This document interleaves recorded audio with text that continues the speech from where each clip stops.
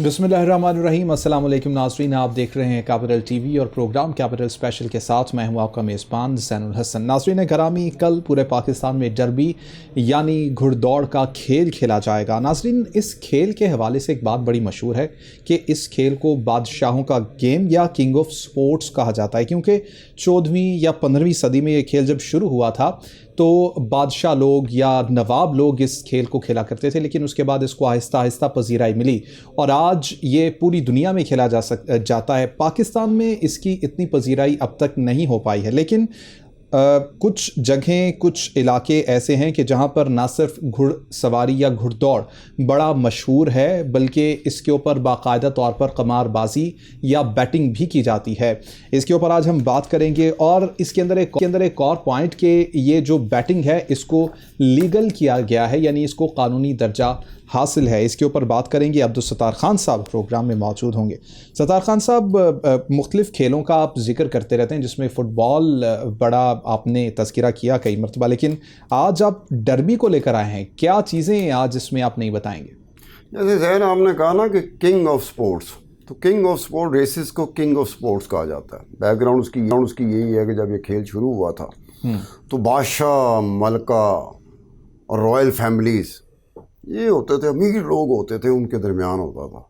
फिर ग्रेजुअली चलते चलते जब सैकड़ों साल गुजर गए तो उसमें फिर लोग आए, लेकिन आज भी ये खेल जो है ना, ये बादशाहों का या फिर राजाओं का, महाराजाओं का, रॉयल फैमिलीज़ का या अमीर तरीन लोगों का खेल आज भी है, लेकिन इसे इसी वजह से किंग ऑफ स्पोर्ट्स कहा जाता है। तो बात हो रही थी कि पाकिस्तान में चूँकि लीगल बहुत सारी चीज़ें, पाकिस्तान हो, इंडिया हो, इस तरह के कई ममालिक हैं जहाँ पर लीगल वॉल्यूम किसी भी चीज़ का, इस तरह की चीज़ का वो कम होता है और इलीगल वॉल्यूम बहुत ज़्यादा होता है। अब इलीगल वॉल्यूम जो होता है ना, जो उसके बारे में, उस हुजम के बारे में हम कुछ कह नहीं सकते कि रिकॉर्डेड चीज़ नहीं होती। लीगल में ये होता है कि जैसे मैं international federation of horse racing authority की ऑफिशियल रिपोर्ट के हवाले से आपसे बात करने लगा कि पूरी दुनिया में घुड़दौड़ पे, रेसेस पे जो लीगल बैटिंग होती है, कुमारबाजी होती है, वो 21,402 अरब रुपए की होती है हर साल। सही। अब उस 21,000, ये जो मैं बता रहा हूँ चीज़ें, ये चार्ट और टेबल के ज़रिए स्क्रीन पर भी डिस्प्ले हो रही होंगी ताकि देखने वाले को ज़्यादा आसानी हो जाए। तो ये जो 21,402 अरब रुपए की हर साल जो कुमारबाजी होती है घुड़दौड़ पे, रेसेस पे, उनमें से टॉप 10 कंट्रीज़ हैं। 10 ममालिक ऐसे हैं जहां 18,946 अरब रुपयों की बैटिंग होती है, कुमारबाजी होती है। और ये 18,946 अरब रुपया जो है ना, वो 88.5% बनते हैं। जबकि बाकी रेस्ट ऑफ द वर्ल्ड, बाकी जो दुनिया जहाँ जहाँ रेसेस होती हैं, वहाँ कुमारबाजी पे 2,456 अरब रुपए वो बैटिंग होते हैं। और ये जो वॉल्यूम है ये 11.5% ही है। अब जो टॉप 10 कंट्रीज़ हैं, जो 10 वो ममालिक जहाँ सबसे ज़्यादा होती है, तो मैं उसमें सरफहरिस्त जापान है जहाँ 5,205 बिलियन की बैटिंग होती है, बैटिंग टर्नआउट है। और दूसरे नंबर पर ऑस्ट्रेलिया है जहां 3,302 अरब रुपए की कुमारबाजी होती है रेसेस पे लीगली। तीसरे नंबर पर बरतानिया है जहां 3,064 अरब रुपयों की बैटिंग होती है। चौथे नंबर पर हांगकांग है जहां 2,714 अरब रुपयों की बैटिंग होती है, बैटिंग टर्नओवर है। पाँचवें नंबर पर अमेरिका है जहां 1,919 अरब रुपए बैटिंग टर्नओवर है। उसके बाद फ्रांस का नंबर आता है जहां 1,732 अरब रुपए की बैटिंग होती है। उसके बाद आयरलैंड है जहां 1,010 अरब रुपए की बैटिंग होती है। उसके बाद कोरिया का नंबर आता है जहां 995 अरब रुपए की बैटिंग होती है। फिर स्वीडन का नाम आता है 253 अरब रुपए की बैटिंग होती है। और आखिरी 10वां मुल्क जो है वो तुर्की है जहां 182 अरब रुपयों की बैटिंग होती है। अब ये टॉप 10 को ले लें कि 88.5% बैटिंग जो होती है कुमारबाजी रेसेस पे लीगल तरीके से, वो इन 10 ममालिक में होती है। बाकी रेस्ट ऑफ दी कंट्रीज़ जो हैं, पूरी दुनिया जिसमें हमारा मुल्क भी आया था, पाकिस्तान भी आया था, तो वहाँ 11.5% बैटिंग का जो वॉल्यूम है, जो हुजम है, वो इतना बनता है। तो ये होता है कि जहाँ पे लीगल तरीके से हो ना, हम लोग तो बदकिस्मती से उन ममालिक में आते हैं जहाँ इलीगल बहुत काम चल रहा होता है। गैर कानूनी काम के हुजम को आप नहीं पकड़ सकते। आप महकमों को हुकूमतों को देख लें, हुकूमतें भी इवन जो कहते हैं ना कि पैरेलल इकोनॉमी चल रही है, हुकूमत से ओपनली कहते हैं, स्टेट बैंक से जाके पूछें जी पैरेलल इकोनॉमी का हुजम कितना है, वो भी रफ एस्टीमेट देंगे, कंजर्वेटिव एस्टीमेट देंगे, क्योंकि रिकॉर्ड तो नहीं होगा। अब ये बात अगर उनसे जाके पूछ ली जाए कि जी ओवरसीज़ पाकिस्तानियों ने कितने पैसे भेजे, वो ठग करके पूरा रिकॉर्ड बता देंगे। लेकिन ओवरसीज़ पाकिस्तानियों ने जो पैसे बैंकिंग ट्रांजैक्शन के ज़रिए भेजे होंगे वही बता सकते हैं। लेकिन ओवरसीज़ पाकिस्तानियों ने अगर किसी और चैनल के ज़रिए पैसे भेजे हैं, वो स्टेट बैंक पाकिस्तान या हुकूमत नहीं बता सकती, उसका रिकॉर्ड किसी के पास नहीं होता। पकड़े जाएं वो एक अलग बात होती है, लेकिन इसके अलावा नहीं होता। इसी तरह से लीगल बैटिंग का ये होता है। अब दूसरा सवाल मुझे पता कि तुम क्या करोगे। बिल्कुल ऐसी है सत्तार साहब, 21,000 अरब रुपए एक बहुत बड़ी अमाउंट, इतनी बड़ी बैटिंग लीगल कैसे हो जाती है और फिर इसका हुकूमत को फ़ायदा क्या पहुंचता है? देखो, जहाँ पर लीगल तरीके से होती है ना, कानूनी तरीके से आपको बैटिंग की इजाज़त होती है कि रेसेस आप खेल सकते हैं, कुमारबाजी कर सकते हैं, तो फिर उसको गवर्नमेंट उस पर टैक्स वसूल करती है या उसको डिडक्शन कहते हैं। तो जिस तरीके से बताया ना कि 21,000 अरब रुपए से ज़ायद बैटिंग होती है, अब उस बैटिंग के हवाले से ये हर जगह पर होता है। एक बात ज़हन में रखिएगा कि जो वॉल्यूम होता है ना बैटिंग का, उसका 3%, 4%, 5%, 6%, 8%, 10% वेरी कर रहा होता है कि टैक्स कितना गवर्नमेंट लेती है। ठीक है, हर मुल्क का अपना वेरी कर रहा होता है। तो उस हवाले से हर साल जो टैक्सेस इकट्ठे होते हैं घुड़दौड़ और रेसेस की बैटिंग के ऊपर, वो 1,422 अरब रुपए हैं। गुड। अब 1,422 अरब रुपए में तो फिर वो जो टॉप 10 कंट्रीज निकाल लिए जाए ना, तो उन ममालिक 1,365 अरब रुपए टैक्सेस में और डिडक्शन में इकट्ठे करती है बैटिंग पे, जो कि 96.3% बनता है। बाकी पूरी दुनिया में जितने टैक्सेस और डिडक्शन इकट्ठी होती हैं, हुकूमतें इकट्ठी करती हैं, वो 57 अरब रुपए है बस, यानी कि वो है 3.7%। अब जो टॉप कंट्रीज़ हैं उसमें जो सबसे ऊपर है वो फिर जापान आ जाता है। जापान 490 अरब रुपए के टैक्सेस इकट्ठे करता है घुड़दौड़ में और रेसेस में। दूसरे नंबर पर हांगकांग है जो 282 अरब रुपए इकट्ठे करता है, टैक्सेस में वसूल करते हैं। तीसरे नंबर पर फ्रांस है जो 162 अरब रुपए टैक्सेस वसूल करती है बैटिंग पर रेसेस की। फिर उसके बाद कोरिया का नंबर आता है जो 159 अरब रुपए टैक्सेस की सूरत में वसूल करती है। फिर ऑस्ट्रेलिया का नंबर आता है जहाँ 86 अरब रुपए टैक्सेस की सूरत में हुकूमत इकट्ठा करती है। फिर आ जाता है टर्की, आ जाता है जहाँ 52 अरब रुपए टैक्सेस की सूरत में तुर्की की हुकूमत इकट्ठा करती है। फिर उसके बाद स्वीडन आ जाता है जहाँ 27 अरब रुपए टैक्सेस वसूल किए जाते हैं। फिर मोरक्को आ जाता है जहाँ 25 अरब रुपए टैक्सेस की सूरत में वसूल किए जाते हैं। फिर बरतानिया आता है, वहाँ भी 25 अरब रुपए टैक्सेस की सूरत में वसूल किए जाते हैं। बैटिंग जो लीगल बैटिंग है, जो कानूनी तौर पे कुमारबाजी होती है घुड़दौड़ पे, रेसेस पे, उस पे। अब ये दो सूरतें होंगी, ये सारा लीगल है। लीगल को आप इस तरह से करके चार्ट बना के उसका रिकॉर्ड डिस्प्ले कर सकते हैं, कोड कर सकते हैं, किस अथॉरिटी के ऑफिशियल रिकॉर्ड है, किस महकमे का वर्ल्ड वाइड बैनुल-अक़वामी इदारा है उसका ये रिकॉर्ड। इलीगल को पैमाइश नहीं की जा सकती, इलीगल के बाद में टेवे मारे जा सकते हैं। सत्तार साहब, आपकी सारी की सारी गुफ्तगू में जो दो चीज़ें मैंने नोट की वो ये कि मुस्लिम ममालिक में भी बैटिंग की जाती है और लीगल तरीके से की जाती है। मोरक्को का आपने तस्करा किया, तुर्की का आपने तस्करा किया। ये देखो ना, ये डिपेंड करता है। एक ज़माना ये था पाकिस्तान में 70s में, जब तक भुट्टो था, जुल्फ़िकार अली भुट्टो इस मुल्क का वज़ीर-ए-आज़म था, उस वक़्त तक 47 से लेकर 77 तक पाकिस्तान में भी लीगल बैटिंग होती थी। पाकिस्तान में एक मुसलमान। उसके बाद ये हुआ कि भुट्टो साहब के ख़िलाफ़ एक कैंपेन चल पड़ी। पाकिस्तान कौमी इत्तेहाद ने, PNA 9 सितारों ने, PNA ने एक मूवमेंट चला दी, इलेक्शन हुआ, धांधली का इल्ज़ाम लग गया, फिर सारा कुछ हो गया, फिर तख्ता उलट गया था जुल्फ़िकार अली भुट्टो का। तो जुल्फ़िकार अली भुट्टो ये समझे थे कि मेरे पीछे, चूँकि वहाँ पर उस वक्त निज़ाम मुस्तफ़ा का नारा लग चुका था, इस्लामी निज़ाम का नारा लग चुका था, तो भुट्टो साहब कहते हैं, भुट्टो साहब ये समझे थे कि अगर मैं कुछ चीज़ें कर दूँ तो शायद ये बिला टल जाए। तो वो जो कुछ चीज़ें की उसमें रेस पर भी पाबंदी लगा दी थी। वो सिर्फ इसी वजह से लगाई थी कि पीएनए की मूवमेंट चूँकि इस्लामी निज़ाम मुस्तफ़ा के इर्द गिर्द मंडला रही थी और पूरे जोश के साथ लोग सड़कों पे आके गोलियां खा रहे थे, तो उस वजह से भुट्टो साहब ने किया था। उसके बाद फिर ये हुआ कि ज़ियाउल हक साहब के दौर में एक हाई कोर्ट का डिसीजन है। हाई कोर्ट के डिसीजन में जो इस्लामिक हिस्ट्री है उसको कोड करके हाई कोर्ट का डिसीजन दिया गया कि आप रेसेस चालू कर सकते हैं। क्योंकि घोड़े की मैं बताऊं, घोड़े की ख़ास तौर पर जो मजहबी तौर पे आप देखना, जैसे मैंने एक घोड़ा रखा था लॉरेंस क्लब में, रिपोर्टर नाम का, तो मेरे घोड़े को देखने के लिए मुझे लश्कर तैयबा जमातुद्दावा के दोस्तों ने कहा था कि यार खान साहब हमने आपका घोड़ा देखना है। तो मैंने उनको स्टेबल बुला लिया रेस क्लब। मैं कहा स्टेबल में आया ना, मेरा घोड़ा देख लेना। काफ़ी उसका कद काट बहुत बड़ा था रिपोर्टर का।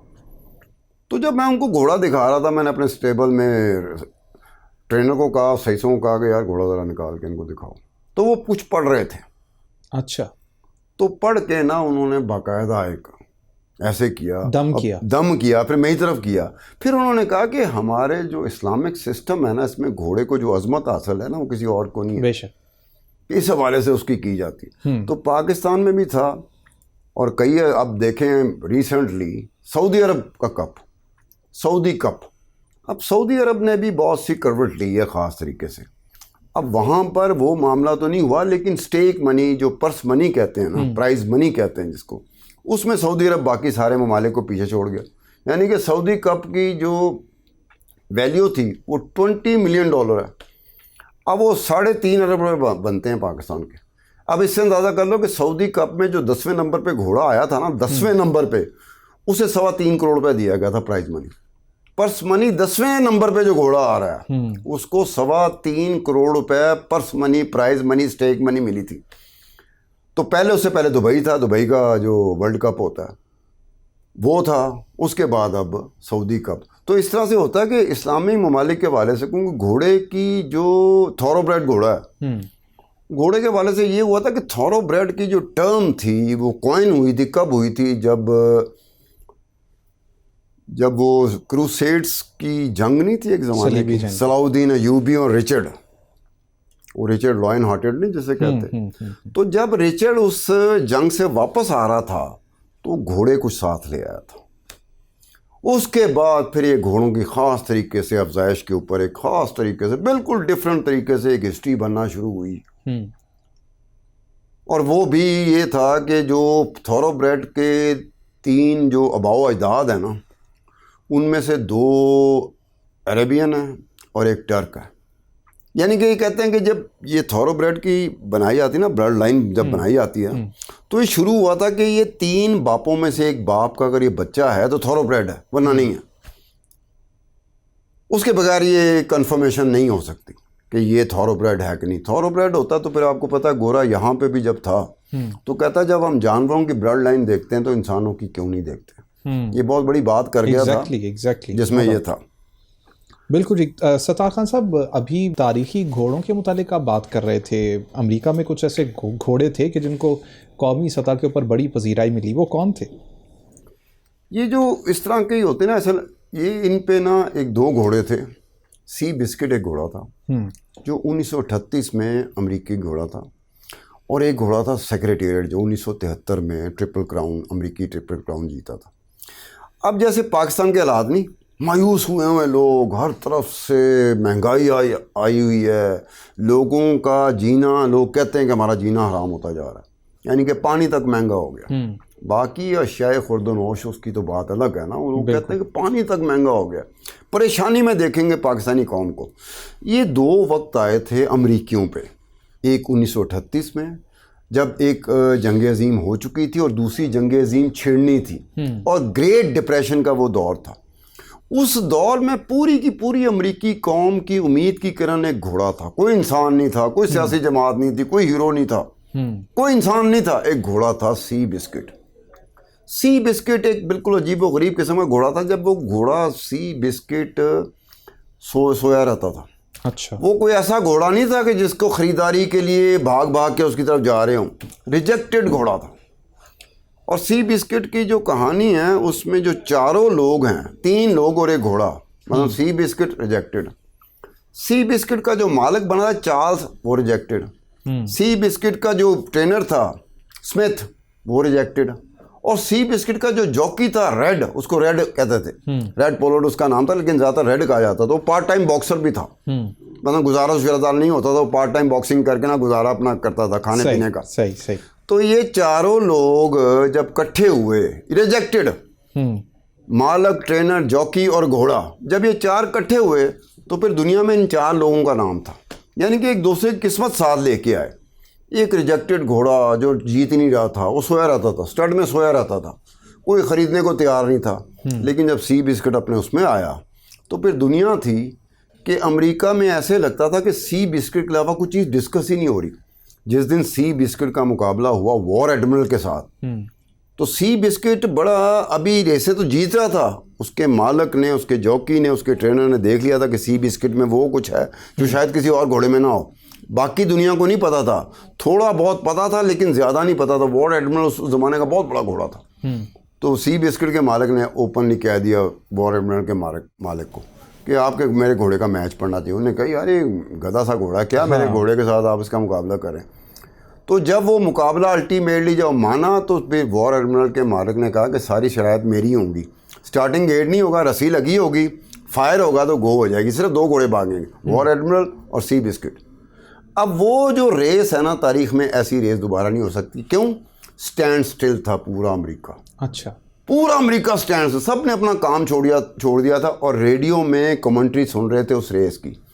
हत्ता कि जो उस वक्त का जो अमेरिकी सदर था फ्रैंकलिन रोजवेल्ट, उन्होंने भी अपने काम छोड़ दिए और वो भी उसके साथ ना रेडियो के साथ कान लगा के बैठ गए कि सी बिस्किट भाग रहा है। तो ये था कि जब सी बिस्किट जीतता है तो अमेरिकी समझे वो जीत गए हैं, वो जंग अजीम भूल गए, वो ग्रेट डिप्रेशन भूल गए। तो वो ऐसे लग रहा था जैसे एक दूसरे को मुबारक देने के अलावा कुछ उनके पास कोई ऑप्शन नहीं थी। हालांकि सी बिस्किट का मालिक एक, ट्रेनर एक, जॉकी एक, तो हम आपस में मिल रहे, अमेरिकी मिल रहे होते थे, तो वो कहते मुबारक हो सी बिस्किट जीत गए।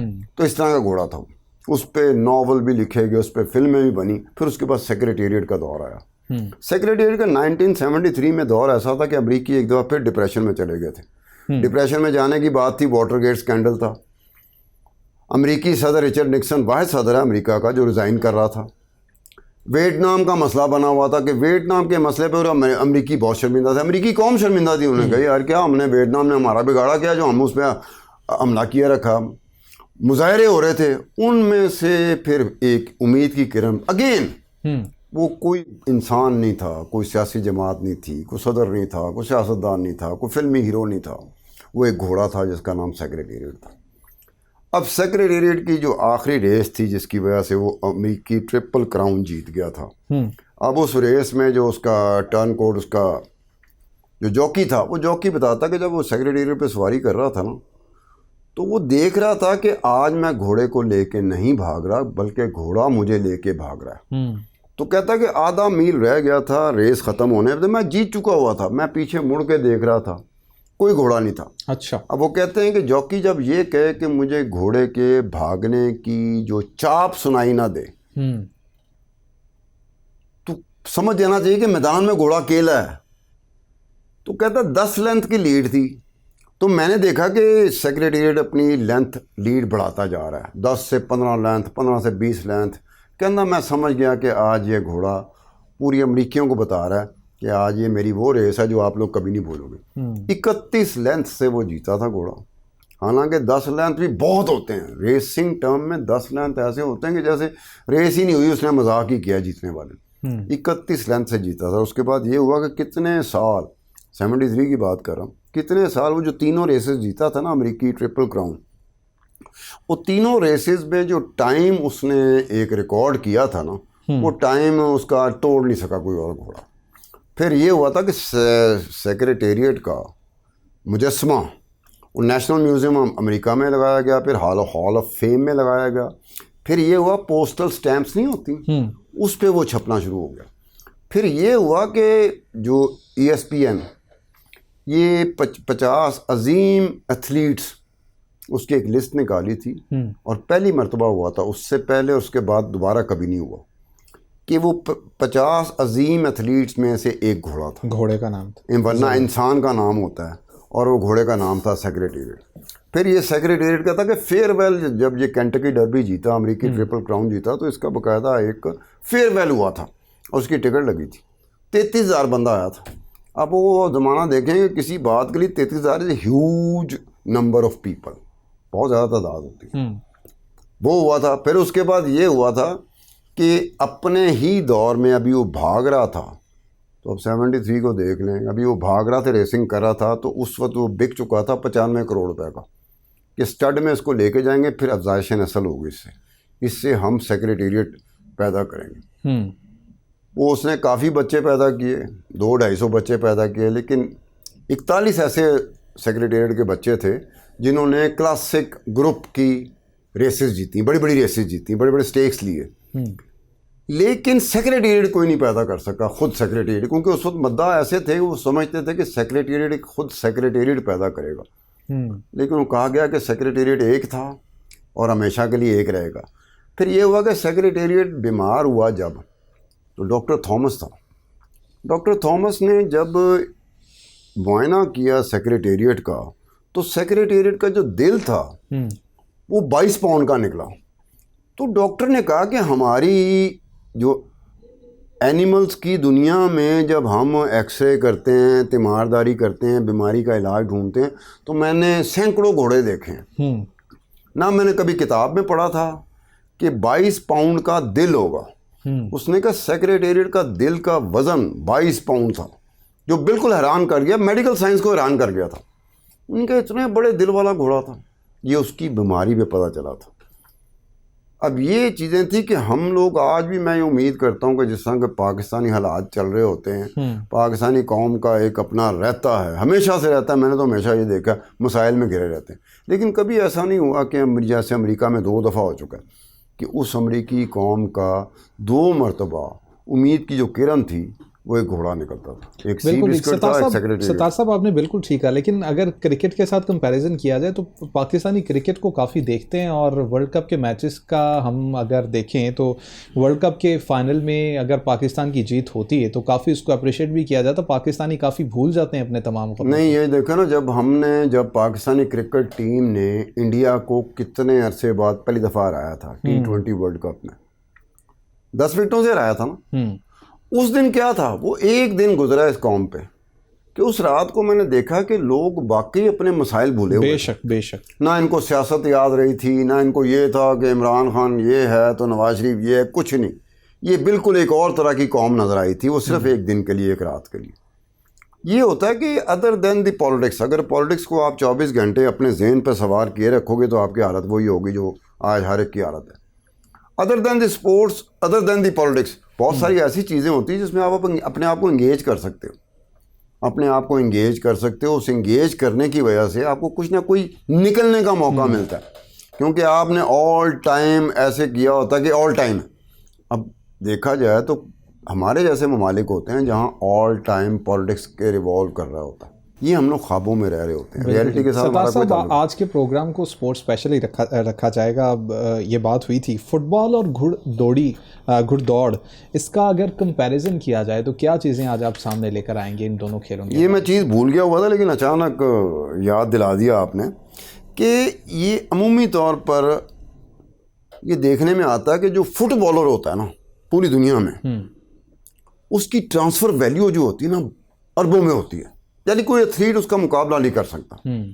लेकिन बड़ी हैरत की बात है कि फुटबॉलर का अगर ट्रांसफ़र वैल्यू के साथ कोई मुकाबला कर सकता है तो वो इंसानी एथलीट नहीं होता, वो घोड़ा ही होता है।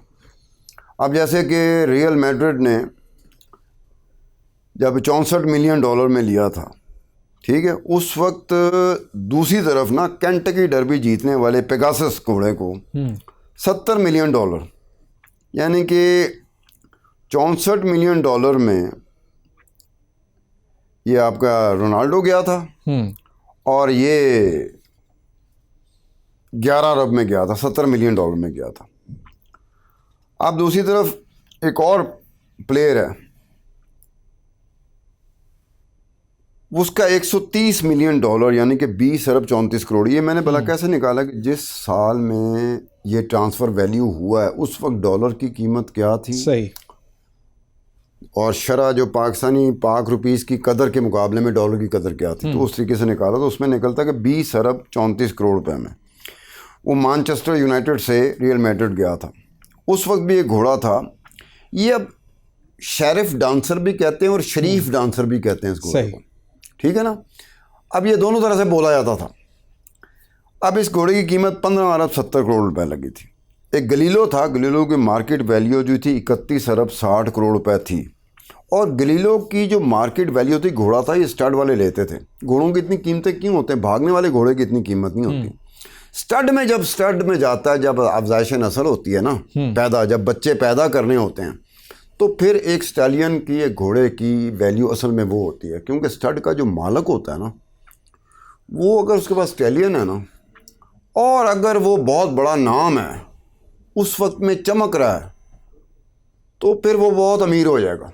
क्योंकि एक एक घोड़े की जो अफजाइश नस्ल के बारे में होता है ना कि स्टड फीस क्या होती है, वो करोड़ों में होती है, 3 करोड़ 4 करोड़ 5 करोड़। यानी कि ये बड़ी अजीब सी बात है कि मेरा स्टड है तो मैं स्टड फीस कितनी ले रहा हूँ, 3 करोड़ 4 करोड़ 5 करोड़, और एक साल में या जितना भी हो 200-300 जो घोड़ा होता है, स्टैलियन जो होता है, कुदरत ने इतनी पावर दी है कि वो एक साल में 100 बच्चे पैदा कर सकता है। अच्छा। लेकिन घोड़ी जो फिली जिसको कहते हैं, फीमेल होती है ना, उसकी कैपेसिटी सिर्फ एक बच्चे की होती है साल में। तो घोड़े को आप अक्सर देखने में आया है ना, हॉर्स पावर। हमारे यहाँ मशीनों को, इक्विपमेंट को भी, आलात को भी कहा जाता है, टेक्नोलॉजी में भी टर्म इस्तेमाल होती है हॉर्स पावर। वो क्यों होती है? घोड़े की पावर कुदरत ने इतनी दी है उसको। तो अगर आपके पास घोड़ा आ जाए, स्टड एक ऑनर है जहाँ से ये अफसाइश नस्ल होती है, बच्चे पैदा होते हैं, फिर वो बिकते हैं। जब 2 साल के होते हैं ना, तो उस हिसाब से बिकते हैं। जो रेस का शौक़ रखते हैं फिर वो घोड़े लेते हैं। तो उस हवाले से ये होता है, कई दफ़ा ये होता है कि घोड़ा तो बहुत बड़ा था, अपने दौर में उसने स्टेक्स मनी बहुत इकट्ठी की, बड़े ग्रुप्स के, बड़े ग्रेड के रेसें जीता रहा, क्लासिक रेसें जीता रहा, लेकिन आगे से जो उसने बच्चे पैदा किए ना, वो उस तरह के नहीं निकले। मतलब एक घोड़ा जो है, अब देखो ना कि गलीलो की जो मार्केट वैल्यू थी वो डिटरमिन नहीं कर हो पाई। उन्होंने कहा जी इसकी मार्केट वैल्यू जो है ना वो 31 अरब 60 करोड़ रुपए है। सही। अब 31 अरब 60 करोड़ क्या होगा? तो बहुत अरसे बाद एक फुटबॉलर आया था। अभी एक ब्रेक का कहा जा रहा है, ब्रेक से वापस आएंगे, कंटिन्यू करेंगे। नाज़रीन स्टे विद अस।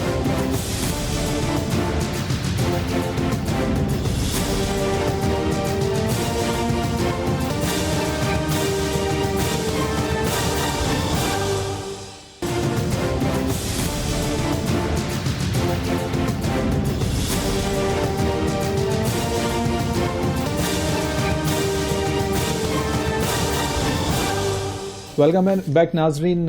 घुड़दौड़ के ऊपर आज बात हो रही है। सत्तार खान साहब हमारे साथ स्टूडियोज़ में मौजूद हैं। सत्तार साहब, आप कुछ कंपैरिजन कर रहे थे फुटबॉल और घुड़दौड़ का। ये आखिरी था गलीलो का, जब मैं बता रहा था ना कि गलीलो को जो मार्केट वैल्यू थी वो 31 अरब से ज़ायद थी। तो एक फुटबॉलर है नेमार, सिर्फ उसी ने आकर उसका जो ट्रांसफ़र वैल्यू हुई थी ना नेमार की, वो 38 अरब और 72 करोड़ रुपए की थी, जब नेमार बार्सिलोना से पेरिस सेंट जर्मन में गया था। तो एक क्लब से दूसरे क्लब में गया था। तो अमूमी तौर पे, तारीख़ी तौर पे ये देखने में आता है कि जहाँ फुटबॉलर, उसकी ट्रांसफ़र वैल्यू जो होती है ना वो अरबों में होती है, तो उसका मुकाबला सिर्फ एक घोड़ा जो अपनी दौर का सबसे बड़ा घोड़ा होता है वही कर रहा होता है। वरना अमूमी तौर पे एथलीट्स का एथलीट मुकाबला जो है ना फुटबॉल में आके, जब ख़ास तौर पे इस लेवल पे चलेंगे, मेसी है, रोनाल्डो है, नेमार है, वो मबाप्पे है, जिसको मैं कहता हूँ ना, मबाप्पे क्या है वो फ्रांस वाला, मबाप्पे वो है। अब ये वो लेवल चलाया था जिसमें आपके आंखें चुंध आती है कि यार एक क्लब से दूसरी क्लब में इनको ट्रांसफ़र वैल्यू इतनी है। तो उसमें मुकाबला अगर किया ना तो फिर घोड़ों ने किया था कि वो इतने महंगे तरीन। सत्तार साहब, हमारे गेस्ट रेहान भट्ट साहब ने हमें ज्वाइन कर लिया है। कौमी हॉकी प्लेयर हैं लेकिन रेसिंग को बड़े अच्छे तरीके से समझते हैं। रेहान साहब, कल पूरे पाकिस्तान में घुड़दौड़ यानी कि डर्बी का खेल खेला जाएगा। किस तरह से देखते हैं इस खेल को? पाकिस्तान में कैसे प्रमोट किया जा सकता है मज़ीद?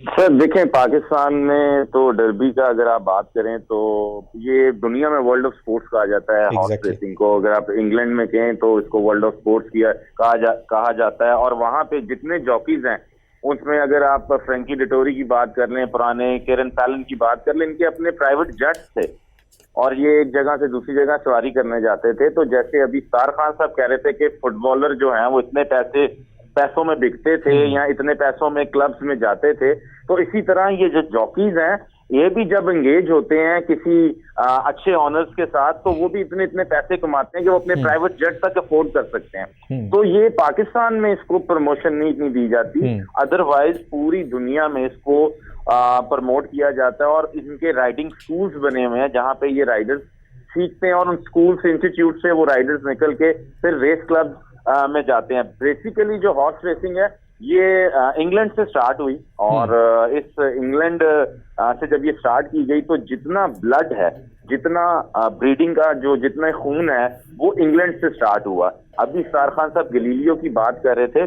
Galileo as a horse race जब वो भागा है तो शायद वो इतना अच्छा नहीं था कि वो उससे भी अच्छे 2-3 घोड़े थे, लेकिन जब वो ब्रीडिंग में आया है और वो जब उसने बच्चे अपने पैदा किए हैं तो उसने 80% डर्बी विनर्स पैदा कर दिए इंग्लैंड के अंदर, आयरलैंड के अंदर। तो उसके बाद जो दूसरे थे जो इससे अच्छे थे घोड़े वो एज अ ब्रीड में जब ब्रीड में गए तो उनकी वो परफॉर्मेंस नहीं आई। आज अगर आप गलीलियो की बात करें तो गलीलियो घोड़ा कोई भी अगर लेने जाए कि हम ये कोई विश करे कि ये मेरे पास आ जाए तो मेरे ख्याल से 30 अरब या 60 अरब में भी वो घोड़ा नहीं मिलेगा। अच्छा रेहान भट्ट साहब, ये कल की डर्बी के बारे में बताएं कि कल की डर्बी एक वन वे ट्रैफिक होगी या बाकायदा इसमें कोई मुकाबले वाली कैफियत होगी? नहीं सर, ये वन वे ट्रैफिक नहीं है। यहाँ पे 3 जो घोड़े हैं, बल्कि 4 घोड़े जो हैं वो इस वक्त लाइमलाइट में है, जिसमें एक तूफान घोड़ा है जिसके ऑनर जो हैं या ट्रेनर शाहिद रहमान साहब हैं।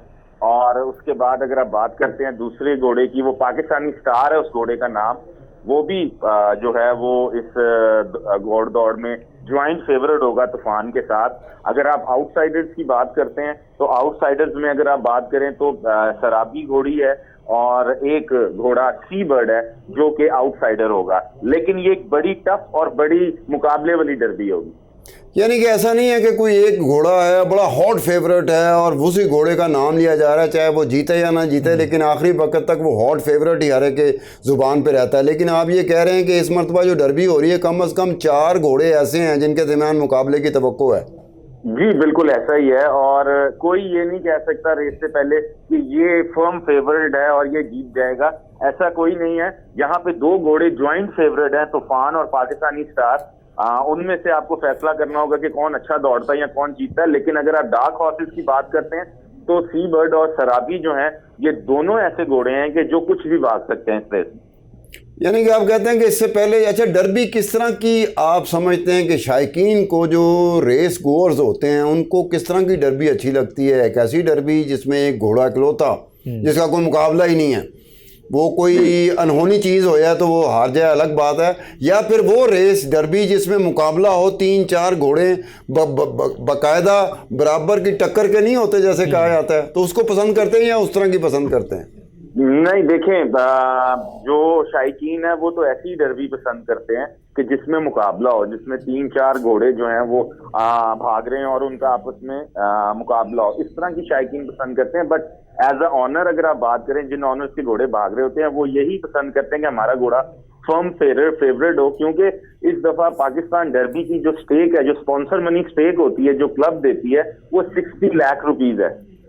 60 लाख रुपए 60 लाख। जी। तो वो जो स्टेक है वो तो ऑनर तो यही चाहता है कि मेरा घोड़ा फर्म फेवरेट और मेरा घोड़ा जीते। बट शायकीन जो देखने आते हैं इस घोड़ दौड़ को, वो ये चाहते हैं कि मुकाबला हो, हमें अच्छी रेस देखने को मिले। अच्छा टेक्निकली आप क्या कहोगे कि ऑनर, ट्रेनर, जॉकी किसको कहोगे कि कौन उस एक वक्त में फैसला कुन मरहले में सबसे अहम किरदार इन तीनों में से किसका होगा? सर देखें, ये टीम वर्क होता है। अगर खाली सवार जो है उसको कहें हम कि उसकी वजह से जीता है तो ये गलत होगा, क्योंकि शुरू से लेके आखिर तक घोड़े को ट्रेन उसका ट्रेनर करता है। और उसके बाद अगर आप बात करें तो उसके ऊपर जॉकी बैठता है, जो कि उसके अगर घोड़ा ठीक ही ट्रेन ना हुआ हो तो जॉकी कुछ नहीं कर सकता। तो अगर ये टीम वर्क होता है, जितनी ही मेहनत ट्रेनर की होती है, जितना ऊपर जॉकी बैठा होता है, उतनी ही मेहनत उस ऑनर की होती है जो इसके लिए चीजें खरीद के घोड़े को डलती हैं। तो घोड़ा आज के दौर में जब हर तरफ महंगाई का एक दौरा है और उसका महंगाई की बात हो रही है, तो क्या घोड़ा भी महंगा हो गया?